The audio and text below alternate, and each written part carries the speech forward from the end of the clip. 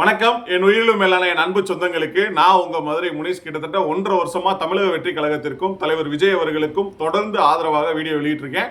நிறைய பேர் கிட்டத்தட்ட 1.5 லட்சம் பேருக்கு மேல இன்ஸ்டாகிராம்ல ஃபாலோ பண்றீங்க, யூடியூப்ல ஃபாலோ பண்றீங்க.